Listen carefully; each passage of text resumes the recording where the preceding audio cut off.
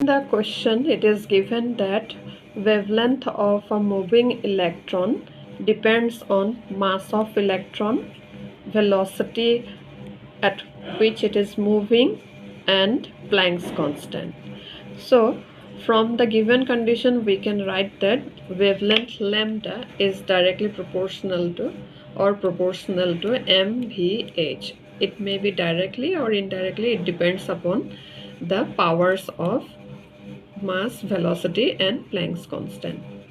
So whenever we will write equal sign here, we have to put some power here. We don't know what are the values of A, B, C, powers or exponents of mass, velocity, and Planck's constant. We can find out the values using dimensional analysis. So we have put here equal sign. So there is a constant here, and k is a dimensionless quantity. This constant is a dimensionless quantity. So lambda is equal to k, m to the power a, v to the power b, and h to the power c. Now we will put here the dimensions of wavelength, mass, velocity, and Planck's constant. So dimension for wavelength is L only, m to the power 0, t to the power 0. That means wavelength do not depend upon mass and time. It is only length. Mass, m for mass, L t to the power minus 1 for velocity, and m L square t minus 1 is for Planck's constant. And we have written exponents outside the square brackets. We know that if the base quantities are multiplied, then the powers or exponents of the quantities get added. So we have taken all the powers in a single manner. So on the left hand side, m0 l1 t to the power 0 equal m. We have collected all the powers or exponents. So m a plus c, l b plus twice c, t minus b minus c. So equating the dimensions on both sides, equating the dimensions of left hand side and right hand side, we have a plus c equals 0 for mass. See here it is a plus c equal to 0, b plus twice c equal 1 here, and for time it is minus b minus c equal to 0. So we have three equations. On solving these three equations, we will get, or on simplification, we have a equal minus 1, c equal 0, b equal minus 1. So we have obtained the values of the power raised to the quantities m, l, and t. So on these are the power raised to mass, velocity, and Planck's constant, and we have shown how mass, velocity, and Planck's constant depends or can change the value of wavelength of an electron. So we have a equal minus 1, c equal 0, b equal minus 1. We will put this value in the above equation. So lambda is equal to k, m minus 1, v minus 1, h, Planck's constant 1. So it is experimentally found that k equals 0. So we can, k equal 1. So we can put here 1. Thus the resulting equation is lambda is equal to h by mv. That means wavelength of the particle or moving electron is equal to Planck's constant divided by momentum. Momentum is what? The product of mass and velocity of the object or particle. So lambda, wavelength of an electron, is equal to Planck's constant divided by its mass and its velocity.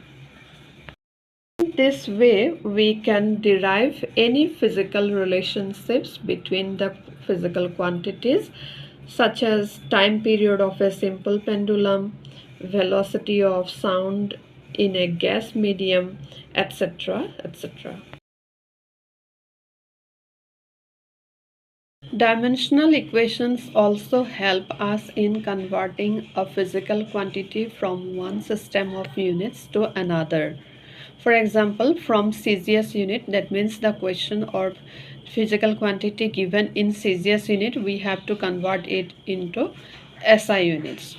Or if we are given in SI unit, then we have to convert it into Celsius unit. How we can convert using dimensional equation? Let us see. Let n1 be the numerical value in a system. Any value, it may be n1. Let n1 be the numerical value in a system of fundamental units m1, l1 and t1. We have considered here that the physical quantity depends on mass, length and time. So this quantity can be expressed in the form of n1. n1 is the numerical value in numbers, and their units depends upon mass, length and time. So any physical quantity having all physical quantities have dimensions. So here the raised power or exponents are a, b and c. So this is in one system of units. If we want to convert this quantity into another system of unit, then we have to write this into another system. That is, if we change the system of units, then numerical value also changes in orders. So let n2 be the numerical value in another system of units in which we want to convert. So n2 is the numerical value in the form of m2, l2 and t2. Then the magnitude of the physical quantity can be written as n2, m2 to the power a. Dimensions should be remain same. So a, b, c. Since the value of physical quantity is same in all systems. For example, if we are saying that 5 kg of rice 5 kg of rice is also equal to 5000 gram of rice. We know it better. So here we are assuming that the value of a physical quantity must remain same in all systems of unit. Therefore, we can write both the system of units are equal. Only numerical value changes its order. So let us see. N2, M2, L a, L2B, T2C is equal to N1, M1A, L1B, T1C. So only numerical value changes, therefore we have to find out the new numerical value. N1 is the given numerical value. So what will be the new numerical value if we convert their units? So we have to find value of n2. Therefore we are writing this as n2 is equal to n1 ratio of masses to the power a, ratio of lengths to the power b, ratio of time to the power c. So this relation helps us to convert units, and we have to find out n2. So we can find out n2 easily using this equation. So let us do one problem. Here is the question. So the question is given in Celsius system, that is 13.6 gram per centimeter cube. Here n1 is equal to numerical value, that is 13.6 gram and centimeter, that means mass and length are involved.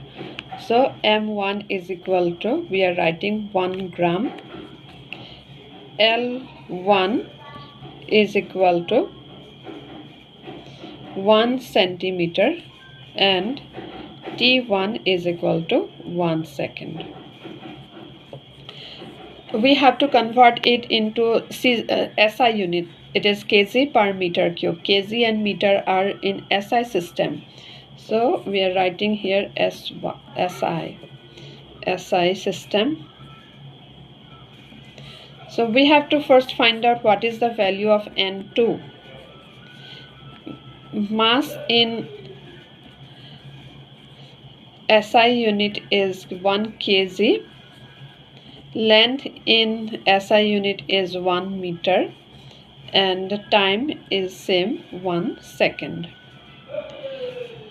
So here dimensional formula for density, we know that dimensional formula for density is what? ml power minus 3 t to the power 0 is 0. So now on comparing m power a, l power b, t power c, we have a is equal to 1, b equal to minus 3 and c is equal to 0. So we have the values of dimensions 1, minus 3 and 0. Now it will be easy for us to find out the value of N2. We have a relation N2 is equal to N1 M1 by M2 to the power A, L1 by L2 to the power B, and T1 by T2 to the power C. Now we will put all these values here. So value of N1 is 13.6, 1 gram by 1 kg to the power 1, 1 centimeter by 1 meter per minus 3, and 1 second by 1 second by 0. This value is directly 1. So 13.6 equal to 1 gram by 1000 gram, because 1 kg is equal to 1000 gram, isn't it? So 1000 gram power 1, 1 centimeter by 1 meter is equal to 100 centimeter. So it is again 100 centimeter minus 3, it is 1.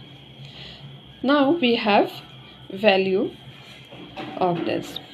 So 13.6 is equal to, here this value can be written as 10 to the power minus 3, and here power is 1, so it is minus 3 only. This is 10 to the power 3. When we bring it to the numerator, it becomes minus 3. And here it is 10 to the power minus 2, and its power is minus 3. So it becomes 6. So 13.6 multiplied by 10 to the power minus 3. It is minus minus become plus, 2 multiplied by 3 is equal to 6. So we have 13.6 multiplied by 10 to the power 3 value. It is the value of N2. Once we have value of N2, we can write in new system of unit, that is 13.6 into 10 to the power 3 kg per meter cube. This will be the answer. It is 13.6 into 10 to the power 3. So the value of density in new system of unit is 13.6 into 10 to the power 3 kg per meter cube. So we can write this as 13.6 gram per centimeter cube is equal to 13.6 into 10 to the power 3 kg per meter cube.